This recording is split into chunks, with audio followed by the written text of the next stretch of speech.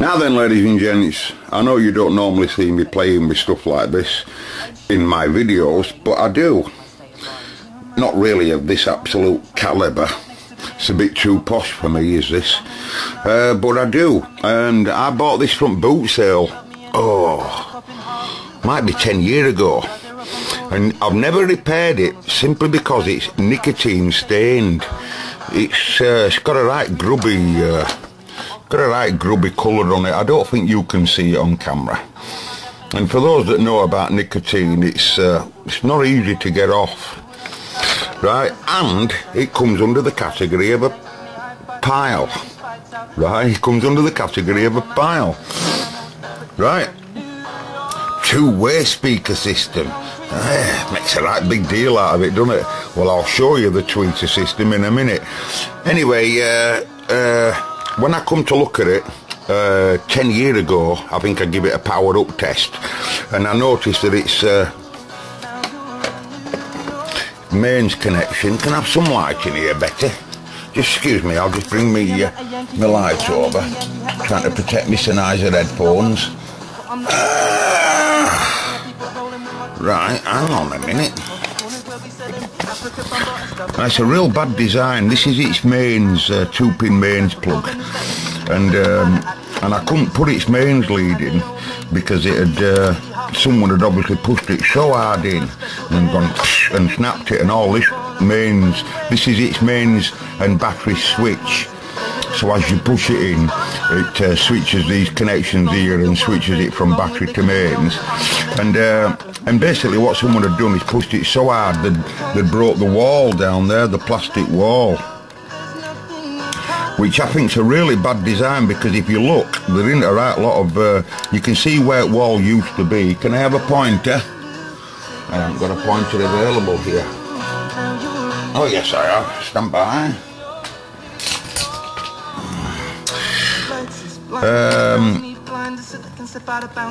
Right, so you can see there, you know, just there, right at the very bottom where it's all broken off coming up. But if you look, there isn't even if it would have been in situation, there's hardly much of a wall there. You know, so that was just a poor design in itself, wasn't it? You know, even that one's cracking there, look, you can see, you know, it's real bad design.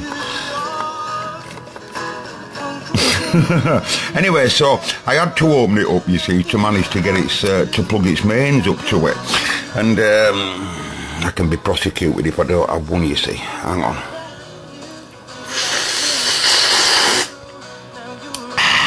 No wrong with that, quality. Right, so if I move its so that was problem A, right? And then when I did some playing around on its cassette, I noticed that none of the features were wine, play, whatever. I said to myself, belt will be perished. So I took deck out, comes out in just a couple of screws, and belt were all wrapped around pulley at that's motor. This is capstan flywheel, and this is just an idler that does all wind and what have you. And it had just all perished. And when I look at the belt, wherever it lives, I don't know where I've put it now. I might have thrown it in the bin, but it's about 10 times far too big for it. And that's because it's there, look. It's about 10 times too big for it.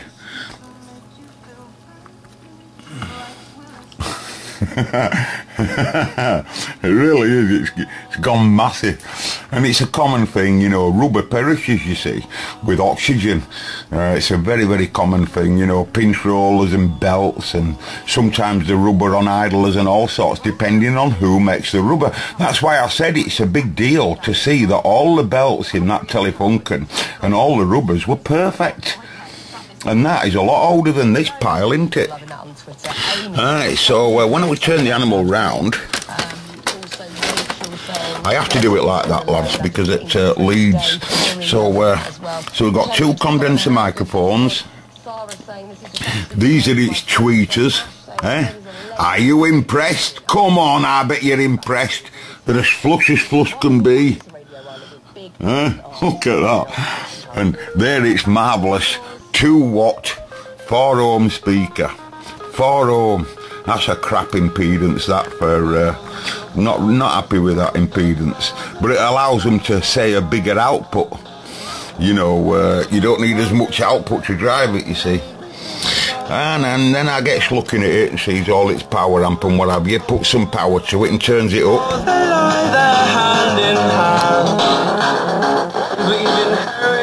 We're on FM mode again now, in mono, on purpose. So what you listen to is this speaker and this fantastic tweeter. I want to turn balance, turn volume up. Volume's up full whack. Alright, sounds excellent, doesn't it?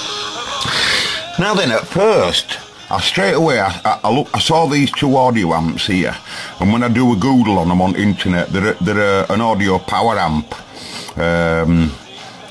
So that's one for one channel, and that's another one for another channel, and them capacitors will be its coupling capacitors, you know. Them ICs, by the way, they're nearly a full amplifier in the self, a power amp in the self. So I do a Google on them, and then I get my scope, and I scope the audio then into both of them. I have a look at the voltages first. I'm just checking temperature with my temperature thermometers, and they're both flat cold. I think it's this one, by the way, that's the one that's working right now, that's distorted. Now then, when I look at the audio input at pair of these 2, it's distorted on this one, and it's not obviously distorted on that one. I straight away said to myself, it'll be them. They're quite unique as well. I can't say as I know the number off the top of my head, but I've seen them ICs before. And they're just working like an audio IC that's in your Cobra 148, except it's designed for this particular job. And with a minute little heat sink at one end, as you can see, that might have a metal pad that runs out way underneath it, you know. Might not neither, but I take it will. I take it it'll have a metal pad, and this is where output at pad is. And just giving it a bit of cooling. This is power supply reservoir, by the way. Right, so I did a scope input, and I soon found out that the audio coming into him is distorted. So then you go from there, then you see you have to backtrack, and I went straight into preamp stage, and there's its preamp amplification there, 2 separate amplifiers. That's exhibit A and exhibit B, and the issue is somewhere in there. So what I'm going to do now, because you see, I'm going to scrap it, you see. There's no way I'm going to repair it, because it's not worth repairing. I'm not going to go to hot work to clean all that up, right? That's turning balance, by the way. And all of my flaws are laid out one by one. Look at the wonderful mess that we made. Radio 1 Breakfast Show with Nick Grimshaw. Now, another thing that I did as well, I've told you loads of times before, the power amp and the preamp meet each other at the volume control. Nearly always, not always, but nearly always, right? So, you can always have a look at the audio that's coming into the volume control, because that is effectively what's coming out of the preamp after switching. So and then you can look at the you know, if you were then to look at the, there's no point in looking at the output of the volume control, because you know, we just, you know, it just tells us where the audio from the preamp, and then the output then from the volume will go into them 2 power amps, you know. So that's what I did. And that's how I know that I've got my distorted audio from there coming into the power amps. And remember, a power amp's they're only going to amplify whatever comes into them. So if the input's distorted, the output's going to be groggy and distorted. That's how it is, you know. So this is its record and play switch, by the way. Right. Also very common in reel-to-reels and tape recorders to become noisy and dirty. It's because I'm switching it to record. Right, so just out of curiosity now, you see, before I check all this out and put it in scrap box and throw it cabinet in bin. I'm gonna just see roughly which one of these guys has got an issue, and just so that I know, you know, and I'll make a mark of it then on board that this one's had it, or that one, or whatever.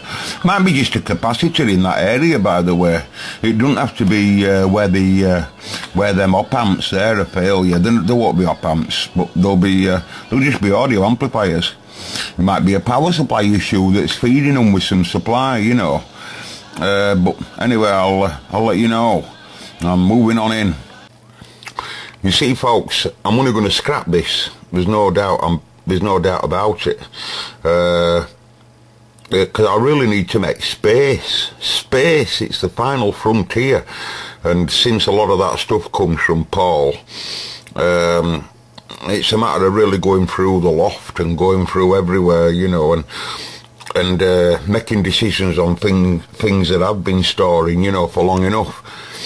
And it's nice to get an idea of what is alive and what isn't alive, so that when it's in storage then just as a panel, you know, because there's many times, you know, you look at loads of little stuff down here, you know, like these here, all filters and stuff, you know, and they can be very handy for messing with little projects, you know. See that? And there's, you know, there's an oscillator that lives here, look, this is record oscillator, I believe, you know, and just the transformers and stuff that can be really handy, you know. If you're working on a car stereo, for example, your 4-ohm speaker can easily work as a nice little dummy load for you. It's not really the done thing, you know, you're better off really with a resistor type network, but they can be handy, you know. They can be handy, you know. You might get something in, it just needs a speaker, and that happens to be exactly the right speaker that you need.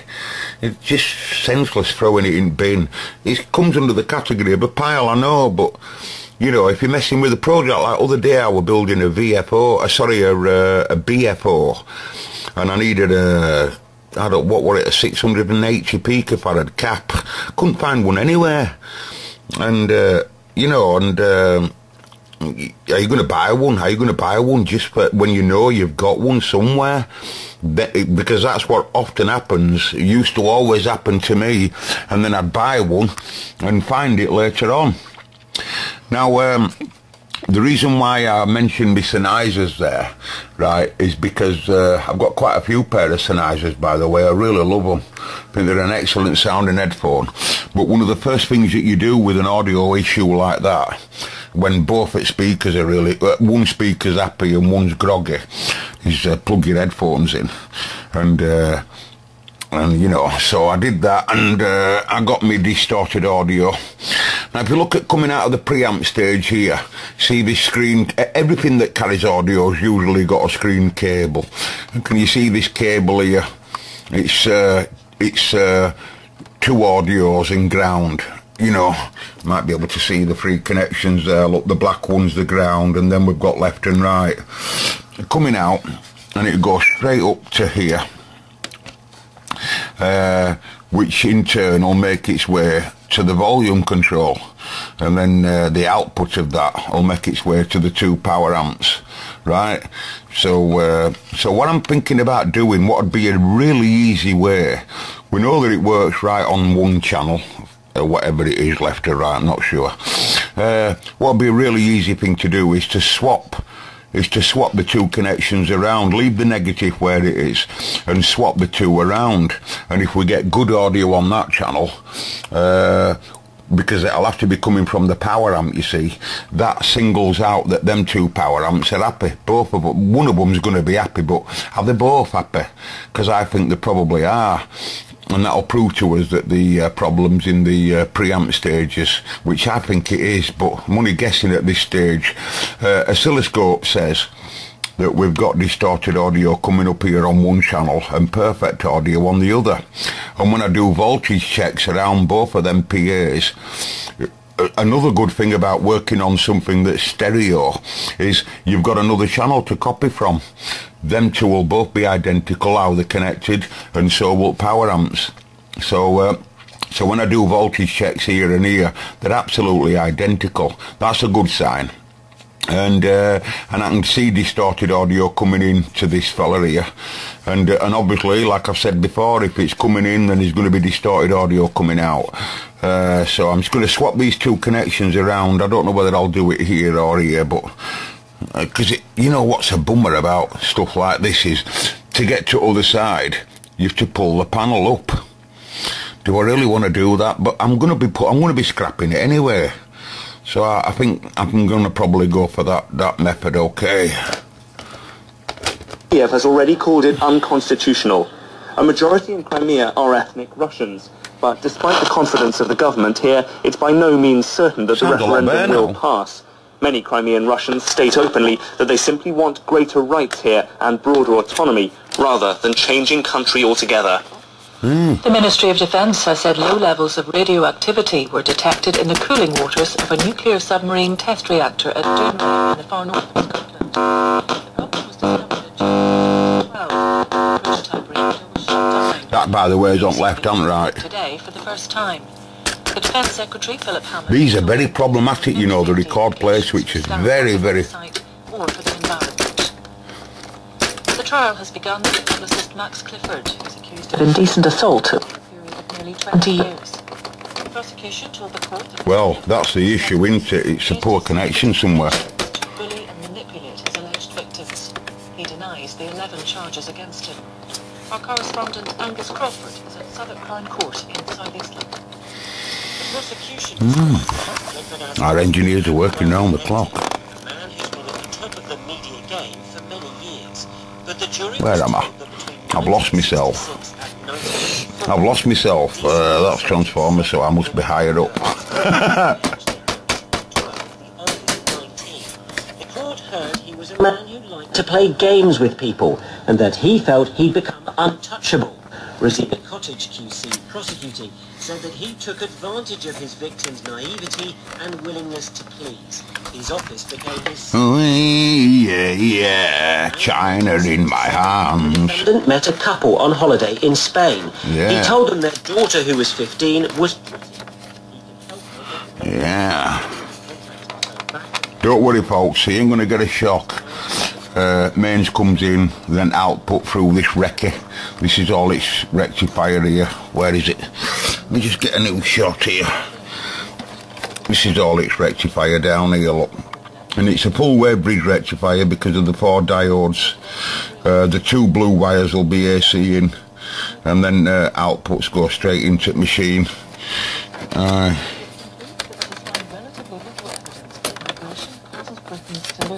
jobs when the economy is strong, but says there is evidence that some are displaced from the labour market. What you're hearing there, by the way, is not what you think. We know that this is a bit noisy. On this report because it was said they found its conclusions politically awkward. Some predicted it would undermine evidence quoted by ministers that for every 100 extra immigrants, 23 British workers lose out on jobs. No, a lot more than that, that's a lie. The report does address this finding. For everyone that comes in my opinion, they're taking someone's job up, someone's home up. I'm not against immigrants, they're only coming for their own benefit, there's no wrong with that. But if there's so much unemployment, I mean, like, I'm a poorly person, you know, but I could go to work somewhere. There'd be some job that I could get. It's just so hard to bloody get a job these days, but there'd be some job I could do, but it says there's evidence that even though I'm bloody poorly. in times of recession. But employers, they want to they want to allow people Zoe Conway reporting. A major report into the Stephen Lawrence murder investigation has found reasonable grounds to suspect corruption at least one. You know, I'm starting to think, you know, that's not what I thought it was originally. Stephen Lawrence. I tell you, because this has got, it's well known that to me that this has got some dirty controls, and every time it comes right loud, it's true though, it did come nice on that channel, didn't it? So what's going on, I don't know. Can we have an isolated tapper?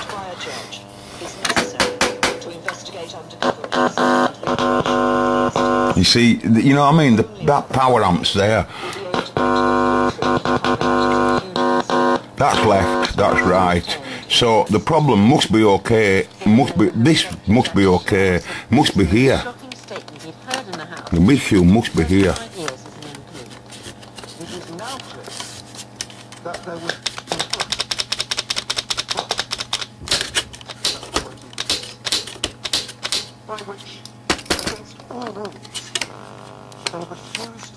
Can't see it being in tune a sec.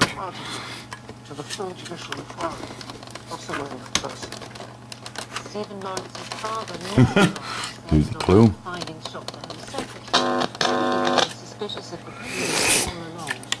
I mean, why don't we just put ground to ground and feed audio there and audio there? We can clip onto them, you see. I'm sure I can tell by bus test anyway. That's left. That's right. Power amp's got to be rolling. Now, you see, I wanted to scrap them. No, I'm interested in them. You know, if they're alive. So, so I don't know what to do. I don't know what to do for best there. What could it possibly be?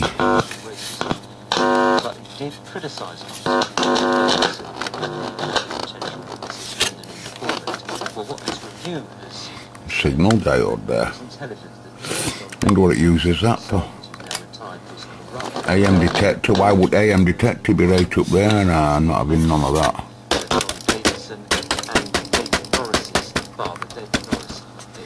No, I can't get the other channel to work apart from the bus test. I don't know what to do here. You see, it's I've got to do a bit of messing around to clip onto them, because I need to go from RCA to crocodile clips. You know, and I could put a CD player straight to it. You know, it's not so. Is it? Can I do that easily? Thinking about what leads I have. Hang on, I'll get back to you on that one. Right then. Fresh cup of tea down my neck, or should I say here at the side of me. I better show them. Well, you know, prosecuted. Right, so I've said goodbye to the cabinet. They're interesting. They just speaker, them stupid Philips 2-pin speaker plugs. But notice how they switch it. When you plug a speaker in, they turn the internal speakers off. And I thought to myself, why? You know, I understand that, you know, obviously if you're going to plug extensions in, like, you'd want to turn them off, you know, but I think it's more to do with dissipation myself. I think it's more to do with the amplifiers. Can't run both of them at the same time. Can't run both of the, you know, internals and externals all at the same time, so they rob it and turn internals off so that you just so that amplifiers get a bit of a chance to stay coolish. Now then, you only have to look at this board for 15 milliseconds and you can clearly see it's poorly soldered, isn't it? And this would have been done on a bath. I reckon this would have gone through a solder bath, you know, but it's you see, I used to work on inspection, you know, and I once worked for a disco company, and first of all they had me making riveting, what they call riveting, just putting metal panels together, the metal parts at chassis together. And I told them, like, you know, that I'm not a bad solderer. Oh, you can't go soldering now because there isn't an opening for you, but as soon as there is, but you want to stay where you are. You're good at what you do right now, and they said stay where you are. Right, and I said, well, they sack 'em for fun on soldering, they sack 'em for fun. Anyway, that's not what happened to me. Like, I went on to soldering and they praised me. And I'd have failed that straight away. Then they moved me from soldering after a few months and they moved me into testing. And I had my scope on bench and all that. I felt brilliant. I was really young, you see. And I had a scope and audio generators and audio dummy loads and all that. It were really, I felt like a T-foul man. And I'd have just said that's disgraceful. I would have done, honestly. I'd have just said, start again. Just look at that. And there were all the main switches. They're doing auto mode switch for different bands at tuner, and that's doing sleep and radio and tape. Sleep was really simple idea. It just worked up at motor. Soon as cassette motor had come to a stop, it'd rob it of supply. Aye, and this is record switch. I tell you, they're a complicated switch, aren't they? Aye, and these are 2 preamps, one here and one here. Be nice to see if we can see a poor connection on them. China in your hand. They don't look so bad, do they? You know, they don't look like they're dry. Look at that flux residue all over the place. Bloody hell. Yeah. You know, it only has to be 1 pin on this record switch here, you know, that's a bit dodgy, and this causes this problem. Look at that, man. I'd have wrote that. Definitely come out at factory. That's not age and wear and tear. I'll show you what I mean. I'll just bring some chemical in, right, and I'll clean that right in front of you, and just watch how it comes up. That China in the hand, it's because it's just been on radio earlier on.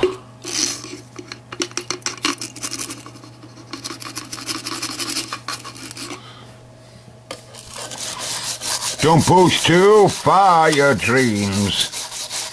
Yes, lovely. Smashing. And on the way down, there was a thick carpeted pile of crap radios. Oh, for scores and scores of yards. My feet were crunching on piles of rubbish. And not a Cobra 148 in sight. That's Shipman, by the way, taken off by the Cobra man. Lovely. Smashing. Super. I've just had a load of fish and chips. What a character he is. And for those of you that's on my videos that haven't heard of Chipman, they're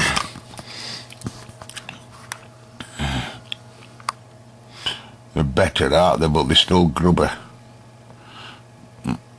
But they're definitely better, aren't they, ladies and gents? And just to show you, 90% of it's flux residue. It's like all this lot here. It's, you know, I'm not bothered about it, like, you know. I'm not bothered, ladies and gents. Anyway, let's power it back up and see if we can get down to what its issue were. Because I'll put £2.54 that both of them audio amps are alive.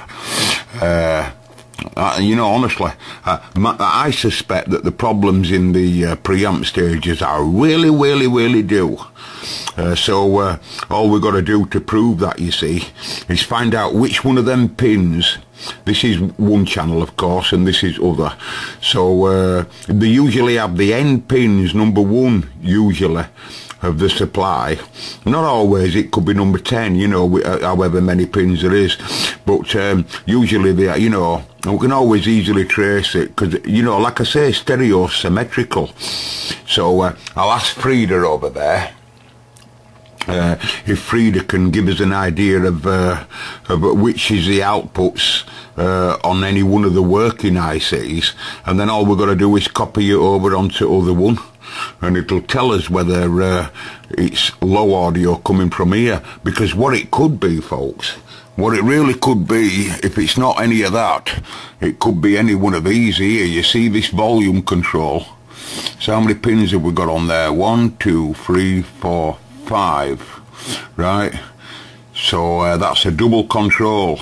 It'll be 1 star ground, right? One ground connection, and then in and out, and then in and out, left and right. That's what that'll be, okay? And then other two are just tone and balance, right? It could be balance, and it could be volume control. And again, that's very easy. All you have to do is short out the in and out, and if your audio comes right loud, full volume, you know, on that channel, then that's what it is. It's the volume control. You know, it's all simple stuff. You know, and I've said this in hundreds of my videos. You know, for all of them that's, you know, look at me, because I've got test equipment. 90% of the repairs you can do with just a screwdriver and a multimeter. I know Sean slagged off my multimeter the other day, telling me where he can shove that. But hey, that multimeter has repaired a billion stuff. It really has, Sean, because it's really all you need. My dad used to tell me that a fella called Granville that used to repair old valve radios, he's not with us anymore. I got to meet Granville. But Granville, he was about 90 when I met him as well. And he was still really alert. He knew all about valve stuff. Wouldn't have done much with this at all. But with valve stuff, he were really in there. And he, I swear this is true, he used to just 90% of his repairs with a screwdriver. He'd just short, for example, he'd get high tension coming out of power supply and he'd short it right fast. And depending on how big spark was, it'd tell him roughly on how much voltage there were. I kid you not, it's true. But it sounds really crude, but a lot of valve stuff, you see, they didn't have hot fuses in them and all that, so, and it'd just tolerate it for a small period of time. Then he'd short out heater supply and all kinds of stuff, and he'd get straight to where problem. Well, that's working all right, it's power supply, and before you know it, it'd be straight to where issue were. He did have all his test equipment, scopes and stuff, but 90% of his repair, oh, Granville with that. Right, catch you later, lads. I'm going to power it up next. Can't believe it, lads. I powered it all up after it, but it's working perfect. Perfect. That's that channel. That's that channel. Here's the 5 young cannibals. So they're alive. Better turn it down and be getting. You know what gets me? Just a little bit of distorted audio like that, and YouTube will send you a warning. Hey, copyright. Who's going to record that off this video? They've got me talking in background and terrible audio. Think anyone's going to be interested in recording that? God almighty. Oh well, this often happens, you know. Is it in stereo? Where's stereo and mono switch? I've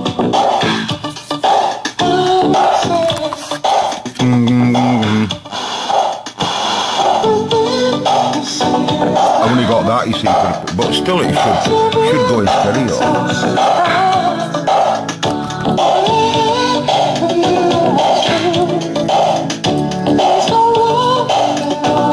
I don't know where it is.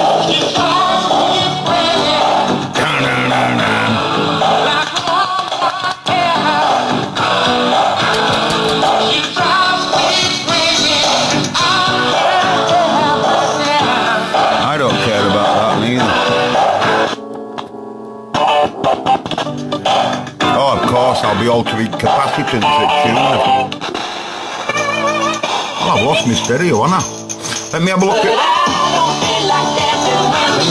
switching. You can see that switch there, look. That's AC/DC switch, that. You can see how they're shorted together at the moment. Robbing battery connection, you know. Right, so bloody article. Right, so what I'll do now is I'll just see if I can get my stereo decoder back alive.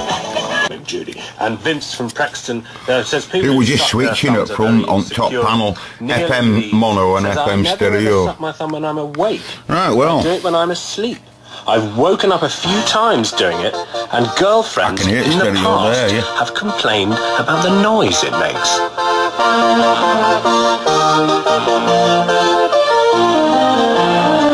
Remember the days at the old schoolyard? We used to laugh loud. Oh, don't you remember the days at the old school? I do. I can remember the time in the old schoolyard when my mate Mark got a brand new push bike, drop angle barred, 5-speed. I am talking about when 5-speed push bikes was brand new, the derailleur type. I had an old 3-speed Sturmey Archer, old hand-me-down. My mate Mark comes to school that day with a brand spanking new drop angle bar. Just got it for Christmas or whatever. I'm riding I'm riding around like a tennis court, like a big tennis court with my old 3-speed Sturmey Archer, and I met Mark over the other side, and I couldn't stop, and I crashed straight into his back wheel and buckled his back wheel straight in half. Not a bit of damage to mine, completely buckled his back wheel completely in half. Oh, it's alright folks, he was the hardest lad at the school. He was the cock of the school as they knew it then, the hardest lad. I didn't get a good hiding, but you should have seen look on his face. Now luckily we're best of mates even today. If he ever comes to my workshop, I'll look at that. Must be bits of debris that comes off brush that's fallen to the bottom. Aye, and I never got a good hiding for it, but I certainly got a bollocking that day. You stupid ugly bleeder man! I've had to do them, you know, for legal reasons. Oh, that's got excellent separation on it. You won't be able to wear it, this is the mono camera. Right, so Word.